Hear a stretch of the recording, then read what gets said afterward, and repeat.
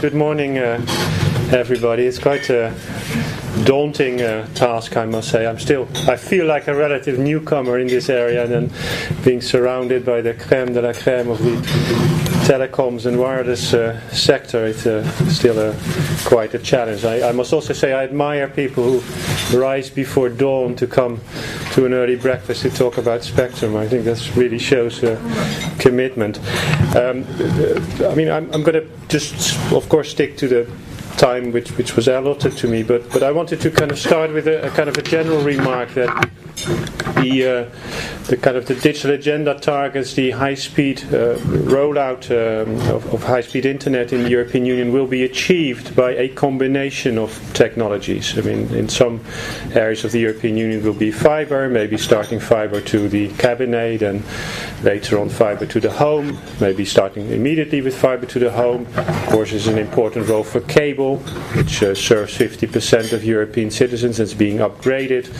There's a role for ADSL, VDSL, vectoring, role for LTE, and of course also a role for satellite as a backhaul capacity, but also of course to serve people living in rural areas. So I wanted just to say that, and because we're now going to talk about wireless, but the solution for the European Union will be a combination of available technologies. I'd like to make 3 points and maybe be a bit provocative and just remind us where we're coming from, where we are now and where we should be going. And I think we all remember that not long ago actually Europe was leading in this area. We're going back to the famous GSM standard, a combination of European sponsored research, a very forward-looking regulatory approach and a very active industry involvement. We basically managed to lead the world and to be, it's sad to have to say, but we've lost that lead. And a couple of weeks ago, Julius Janikowski kind of issued a press release proudly proclaiming that the US had wrestled away the lead from the European Union and wasn't prepared to give it back anytime soon. And of course what we've seen in the US is that they've built a whole economy around it, the whole app economy, a whole ecosystem around it. So that's not good news. And if you look a bit at kind of, just a couple of examples to show kind of that we are behind and we must kind of catch up and regain that lead. I mean, we have only 3% of market share in LTE in the world, with the US leading. The Apple iPhone 5 came out a few weeks ago. It will not work on many of our networks. So you have one of the most successful, biggest companies in the world that is not really paying attention to what's happening in Europe. That is telling.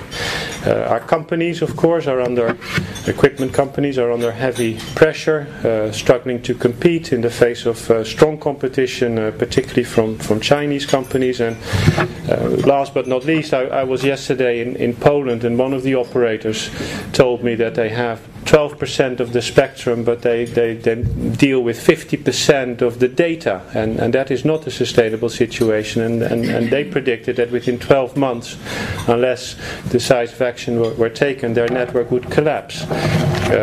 So that just kind of show where we are coming from and where we are now. But I think the good news is we can regain our leading position, but then we have to ask ourselves how we got, how this happened, why we lost the lead, and because that's probably where the answer to how to regain it will need to be found. And my proposition, it's a bit kind of maybe provocative, is to say that we're moving in the right direction, but the political decision making is not keeping pace with the technological and economic realities. So in other words, we're not taking the necessary steps and decisions quickly enough in this area. And that, in my view, is the reason why we are falling behind. Not because we're going in the wrong direction, but we're not going fast enough in the right direction. Again, a few examples. The digital dividend. We all decided a few years ago that we should free that up and make that available for wireless and mobile. Where are we now? Deadline was the end of this year. Only 7 member states have in the meantime refarmed their spectrum and made it available for wireless. So 20 have not met the timetable that we have collectively set together. That is not good, clearly. If you look at LTE rollout, in some of the member states where this is actually happening, there are significant delays because of the permit process. I mean, in Germany, for example, there are thousands of permits that are waiting authorization, that are waiting agreement, and in the meantime, the LTE rollout is being delayed.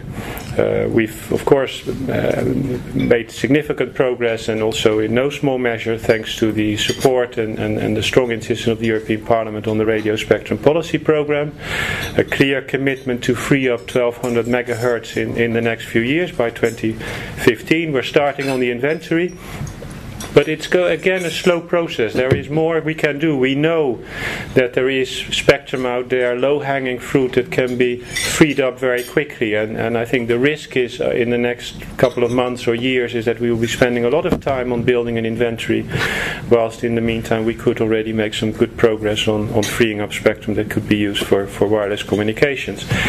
And then last but not least, of course, the difficult debate that is going to come on the 700 megahertz band following the World Radio Conference decision to look into this, and this will come back by 2015. I think here the question is Europe going to lead on this area, or are we not going to lead, and are we allowing the member states to take the initiative, and maybe 1 or 2, 3 member states? Finland is already quite active in this area, and ending up with a fragmented European market that we will then desperately try to coordinate. I think, again, a very open question. Is there enough political courage to bite the bullet on this one?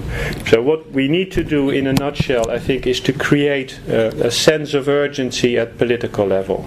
The spectrum is not, I mean, there's a lot of lip service being paid to digital, unfortunately, and probably even more to spectrum. I mean, just as an anecdote, I mean, a few years ago I actually had a bet out. I was working in the Secretariat General of the Commission, and we were involved in preparing the European Council conclusions, and we took a bet that we could get the word spectrum in the European Council conclusions. And we managed. I mean, lots of people were very surprised we could get that word in the European Council conclusions. So that's, in a way, a hurdle has been taken. But now we need to take it much further. We need to take we need to get some action at the highest political level, and a recognition that this was an area that in the past was responsible for a major success of the European Union, and it can be responsible again for major success in the European Union, or we will fall further and further behind our competitors. The new emerging technologies like the Internet of Things and machine-to-machine communication will be seriously hampered if we don't sort this problem out. Last point I wanted to raise, and I know this was also the subject of your dinner yesterday, but I feel I need just to kind of raise it because I would be amiss if I didn't, is on the Connecting Europe facility. Obviously, we will need a combination of kind of regulation, the right regulatory signals to the industry, and Vice President Kroes has made some major openings and kind of taken some new initiatives in this area, as you are well aware. Obviously, this is an area where the industry needs to lead. We need to work on the demand side, on the digital single market, which is very fragmented and is a huge drag on the European industry. But we also need financing, and that's where the Connecting Europe facility comes in. Put it in very simple terms, in the black areas, we can leave it to the private sector. There should be no public money going to the black areas because that will distort competition. It might crowd out investment. In the white areas, you need public funding because there's no big business case. We have huge amounts of structural funds. The big concern that we have, which I also discussed yesterday in Poland, that money will not be used. We have already a number of countries, Slovakia and more recently Greece, coming back to us, say we need to reprogram. We earmarked, in the case of Slovakia, €1 billion for broadband investment, and we don't have the technical capacity to use it, so let's spend it on other issues, and then maybe in the next financing period we can look at it again.